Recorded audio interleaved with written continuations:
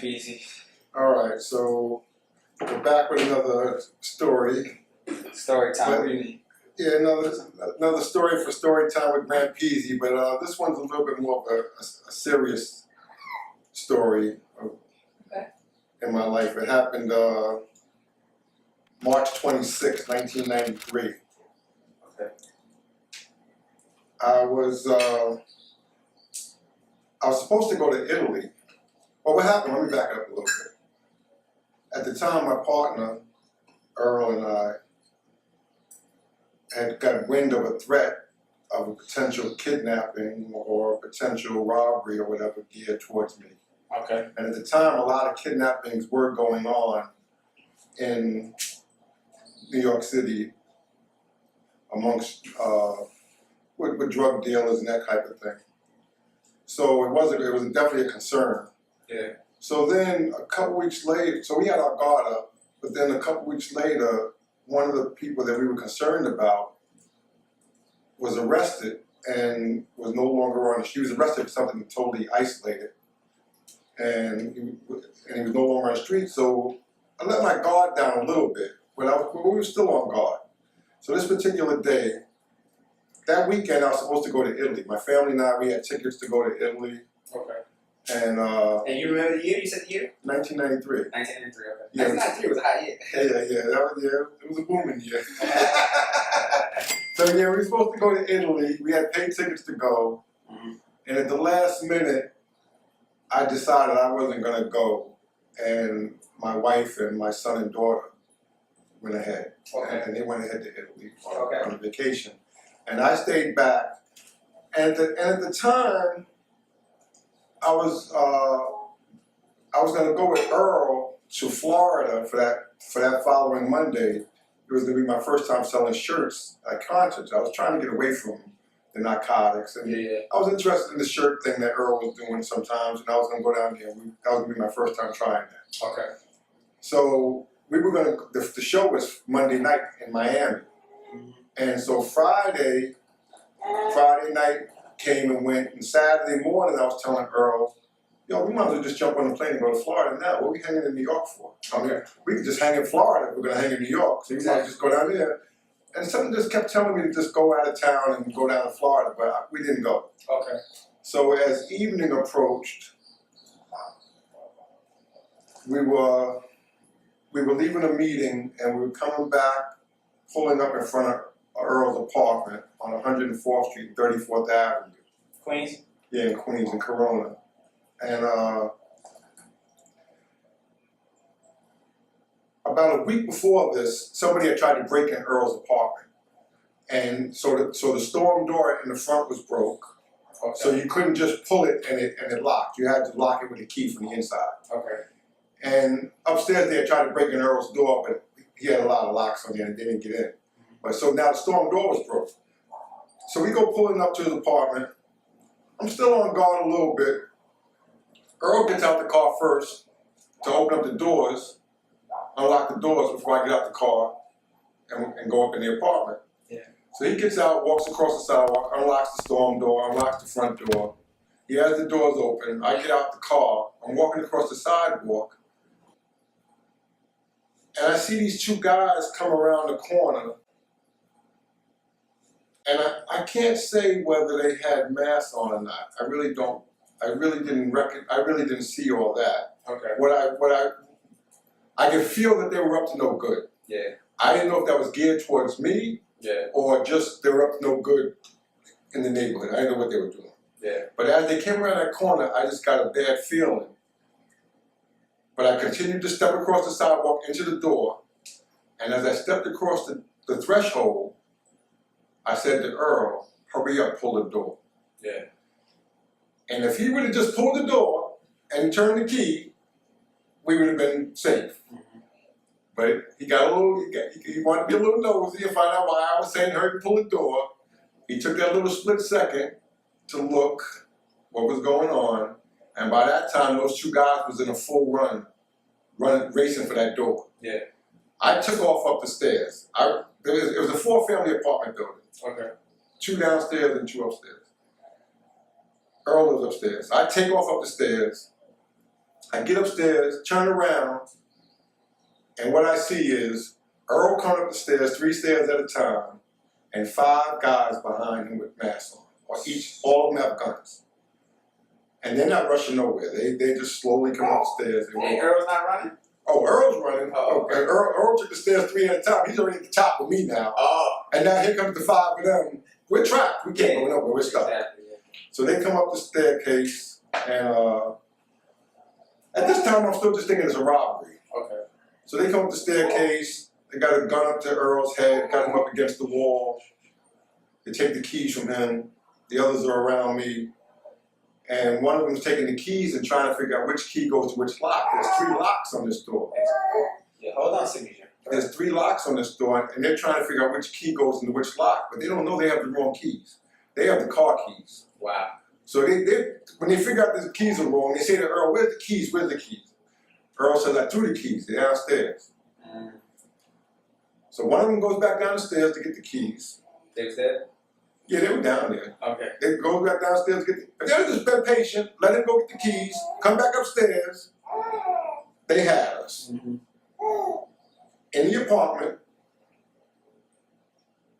was a nice amount of money. There was narcotics in there, and there was weapons in there also. I didn't never dealt with weapons, but there happened to be weapons in that apartment that day. So the guy grabs the key, and if they were just waiting for him to come back up, it would have been whatever they wanted. But while he was going downstairs to get the key, 3 of them took me halfway down the staircase. They started walking me down the staircase. Wow. I'm still thinking robbery at this point. And so when the guy got the key at the bottom and he's coming back up the stairs, he meets us we meet like halfway up the staircase. So there's 4 of them around me. Yeah. On the staircase, and the 5th one still has Earl upstairs with the gun to his head up against the wall. So the 4 of them are around me. I had a $2,000 chain on my neck that I had bought in Egypt. Like gold rope type joint? It was an 18-karat gold chain, but it had a nice piece of King Tut on it. And I bought it in Egypt. You got pictures of that?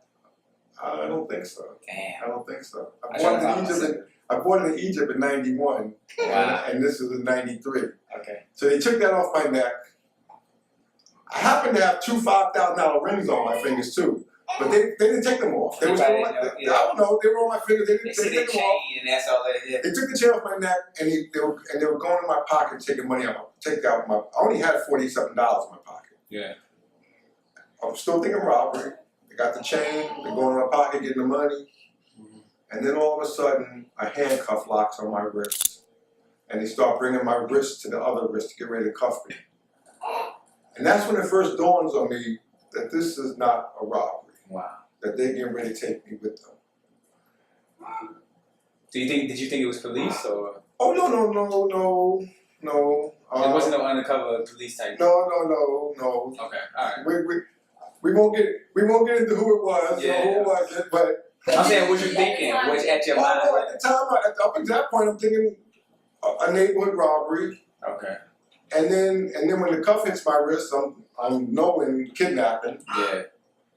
And at that time, all hell broke loose, and I just started fighting and screaming. Yeah. I started yelling, "Help! Get the police! Help! I'm hoping one of the neighbors here. I want the police to come." Yeah. I'm yelling for the police. I'm yelling for the police, and I start fighting, and the guy at the top of the stairs, the one that has Earl up at the wall, I don't know if he was in charge or not, but he yells, "Don't shoot him! Don't shoot him!" The one standing on the stair above me, as soon as I started struggling, and that one upstairs yelled, "Don't shoot him," this one takes the gun and the butt of the gun, and he hits me over the head. Is that what that scar is? Yeah, that's where the scar is on my head up here. He hit me over the head, and then he hit me twice more. The second and third time, I thought he missed because I didn't even feel it. Later on, I realized it's because my head was already numb. He split my head open right there. There's not much of a scar there, but he split. I think I seen it though. Yeah, it's definitely there. But he split my head open, and blood started pouring. Blood's pouring down me. And the 4 of them and me all go tumbling down the stairs together. All 5 of us go tumbling downstairs. Wow. And we land on the bottom. And when we landed on the bottom, I remember I remember my head being right next to the apartment door downstairs. And I remember. Hold on, Sammy J. This was the first time in my life I could actually say I understand mind, body, and soul. Okay. Because I knew the difference at that point between mind and soul. Because my mind, my brain was telling me, Tony, stop fighting because they're going to shoot you or kill you. But my soul knew that I had to keep fighting. Because if I went with them, I'm probably not coming back. Yeah. I'm yelling, I'm still yelling, I'm kicking and fighting. There's 3 doors. There's the inside door, a couple stairs, then there's the front door, and then there's the storm door. There's 3 doors you gotta get through to get outside. Yeah. I never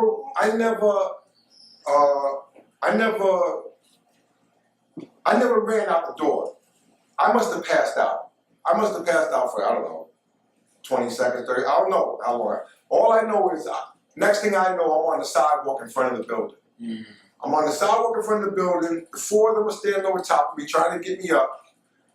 And next thing I know, I'm just yelling and kicking again, and I'm on my back on the ground and I'm yelling. And they're standing over top of me with the gun saying, get up, get up. And I just remembered, I just stopped yelling for a minute, I just looked up at him and I said, I'm not going anywhere. And then, I didn't hear them even talk to each other, but like on cue, now I must have been yelling now at this point, from the time I started yelling, a minute had to have gone by. Yeah. I've been screaming for the police for a minute. Yeah. Police gotta be on the way. The 4 of them, like on cue, just gave up, started running away. Started getting ready to run back around the corner and go up 104th Street. Okay. Towards Northern Boulevard. Alright. The 5th one's still upstairs with Earl with the gun to his head. Wow. As the 4 of them were running away, the last one, I'm watching them run away. Blood's pouring out my head. I'm laying on the ground, and I'm watching them run away. And then when the last one got about maybe 30 feet away from me, he turned around and just took his time, and he aimed, and he shot me in my leg. And the bullet went in right over here. Yeah. And opened it up. I had a big wide opening here. That's another story. Yeah. Well, that's the end of the story. But anyway, he had no reason to shoot me. Yeah. But I'm thankful to this day that he didn't shoot me in my chest or my head. Exactly. He took the time and he shot me in my leg. Just out of frustration. He was trying to. He just shot me out of frustration. I was no threat to them. Exactly. And I knew, and I had no beef with anybody. This was a straight up thing for money. It's not like I had beef with somebody. So he shot me just out of frustration because they were getting nothing but that chain and a little bit of $40-something. Yeah. So he shot me in the leg, and he turns around and he runs. The other one, I can see the other one coming down the stairs. He's holding the gun, holding Earl at the top of the stairs. He's pointing the gun at Earl, and he's coming down the stairs, and he gets downstairs, and he glances over at me, and then he takes off running. Earl comes running down the stairs. Now Earl sees all the blood coming out of my head, and he heard the gunshot. He thinks I got shot in the head. He goes running out the building. Tony, they shot you in the head, they shot you in the head. I said, no, Earl, they shot me in the leg. Hurry up, get me inside, they're coming back. I don't know if Earl went into shock or what. Yeah. Earl jumps across me, jumps over me, runs across 34th Avenue, and starts ringing doorbells. Just hitting doorbells on different houses. I'm yelling at him, Earl, get back here, they're coming back. So you trying to get out of there? Yeah, I don't know if they're really coming back, but I don't want to see him come back, I know that. Wow. Okay, so Earl comes running back across the street.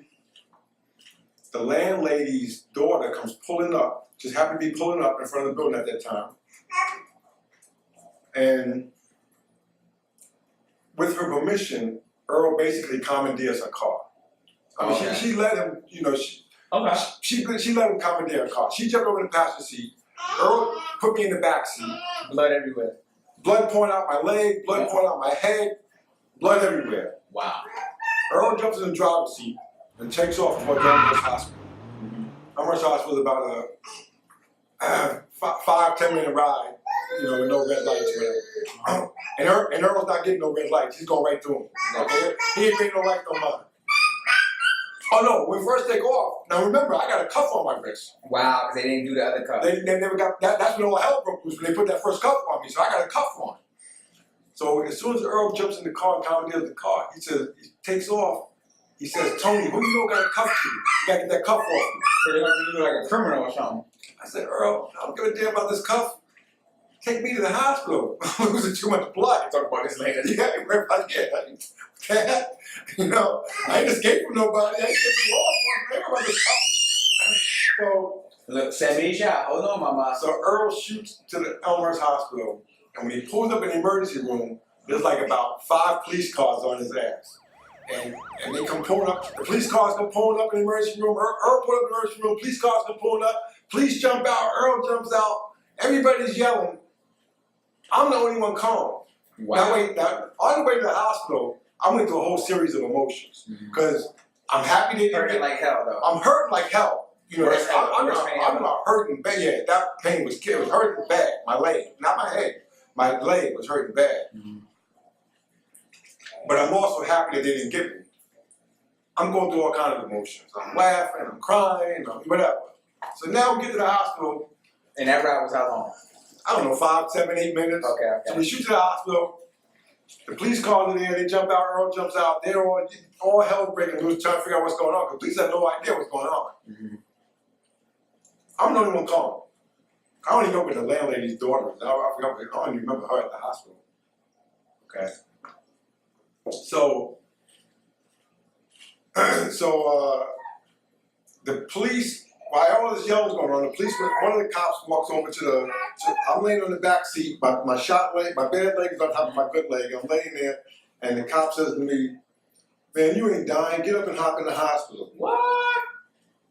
I said, listen, I know I'm not dying. I said, I can't move my leg. If you help me get up, I'll hop in the hospital. What a pain. By that time, the hospital staff is out there with the stretcher. So they grab me out the back of the Still got the cuff on. Oh yeah, the cuff's on. I don't know when the cuff came on. I don't even remember that. They grabbed me out the backseat of the car, put me on the stretcher, run me into the emergency room. One team's working on my leg, one team's working on on my head. Yeah. The main doctor, the head doctor, he's working on my leg. And the other interns or whatever, they're working on my head. And I remember the one working on my head saying, hey, we gotta hurry and do something about his head. He just lost about 2 pints since he's been in here. Wow. I mean, there's a lot of blood pouring out my head, blood pouring out my leg. So the other doctor says, just staple him up. They grab a staple gun and just go click, click, click, click. So I had like 37 staples in my head. Wow. Are you feeling pepper? Did it numb it? No, I don't know. I didn't feel it. No, you can only concentrate on one pain at a time. And my leg was the dominant pain. I just remember them grabbing the staple gun and stapling up my head. You were feeling like that was awful? No, the head wasn't bothering me, my leg. Yeah. So they're taking an air gun like you fill up like a car tire with. They're airing out there's a big giant hole in my leg, and they're airing it out so they can see you can see all up in there. One bone is shattered, the other bone is broke. You can see all up in my leg. The police come in. They want to know what happened. This is why the two teams are working on me. Why the hell you got that handcuff? The police come in and want to know what happened. I don't want them to go up in that apartment because there's drugs in that apartment. There's drugs and money in that apartment. I don't want them to go up in there. So I told them that I was going to my godmother's house, who lives right across the street, right across 104th Street. Okay. So I told them I was going to my godmother's house, and these 5 guys just come running around the corner with masks on, and I just happened to be there, and I made it like it was a random mugging. Yeah. And I said they just ran up on me, and by this time the doctors told the police, listen, y'all got to get out of here. We got to do our work. Okay. So the police leave. Back up one thing. Earlier I mentioned that I had 2 $5,000 rings on. Yeah. The reason I mentioned that was the guys that did the shooting, they never took it. Okay. On my way to the hospital, I took the rings out and put them in my pants pocket. And they disappeared. Okay. In that emergency room, the rings disappeared. So I don't know who got the rings. Wow. But anyway, so one team's working on the leg, one team's working on the head. They tell the police to leave. Earl comes into the emergency room and says, yo, Tony, you gotta change your story. They already know you was up in the staircase. They see all the blood in the staircase. So by the time I talk to the police again, I tell them that when they come around the corner and I was going to my godmother's house and they were mugging me, I took off running and I tried to run to my friend's house and they caught me up in the staircase. Yeah. anyway, they had to leave. The doctors put them out, whatever. And they worked on my leg, and then they said, okay, we got to set the bone. I didn't want to go through no more pain. I'm like, no, set it tomorrow. No, not now. Mm-hmm. And doctor said, hold him down. They held me down and set that leg. Oh, you want to talk about some more pain? Woo. Then they gave me something to like. I was gonna say they couldn't have knocked you out. No, up to that point, it's all emergency. Okay, it's just doing. Now they give me something to basically knock me out and send me upstairs. And So you wake up. so I go upstairs. I end up being in the hospital for 16 days. Wow. And end up having a metal rod in my leg. Mm-hmm. Still? Oh yeah, metal rod in my leg. I end up having a muscle graft. They took the muscle out the back of my leg and plugged a hole up with it. So you got 2 scars, one in your back of your leg. Took the skin off, and well, it's another scar on my thigh. They took the skin off my thigh to do the skin graft. Wow. And I didn't walk for 2 years on my own. I walked with crutches for 1 year. Walked with one crutch for half a year, and I walked with a cane for half a year. This is all taking place during '94. I didn't walk again until '96. So this is all during the OJ trial. Mm. Okay, this is '94. I was in second grade. Second grade. So when I was on crutches, I had to go out to LA one time to take care of some business. Uh-huh. So I flew out to LA, and while I was out there, in the middle of the OJ trial, I went by to take pictures. I took pictures at the crime scene and went to OJ's house, took some pictures. You know, I was like a tourist. I'm out there seeing what's going on. It was like the trial was going on. Later on, this is all '95. This is like '95 when I'm taking these pictures. I'm out in LA. Mm-hmm. I got arrested in 2000, and they were trying to accuse me of a conspiracy that took place also during those years of '95, '96. And my answer to that was, well, I wasn't even working during those 2 years. Yeah. They said, well, we got pictures of you standing in front of OJ's house in LA. the girl who told on me, she had a copy of one of those pictures and she gave it to them. But anyway, so that's what happened. That's why I got shot. And thank God I'm still here, and that's that. Word. Other half of that story, or other piece of that story, is that we were in Europe during that time. Oh, that's right. I forgot about that part, Cleo. She's right. Cleo was 3 years old at the time. Okay. And Cleo and my son Kevin and their mother T were in Italy. Uh-huh. And Cleo kept telling her mother, something's wrong with my dad. Oh, Something's wrong with my dad. Yeah, I remember that. And that's when T called back to the States and Charlene's mother told her Wow. that I had got shot, but that I'm okay in the hospital. That's But crazy. Cleo knew. You're right. See that's my intuition. That's that fourth dimension Cleo let me know. Word. And so. That's that remote view. He said that's how I do it. Yo, I'm telling you, my dad, yo, he's over there, he's over there, give him a call. Yeah. So. Alright.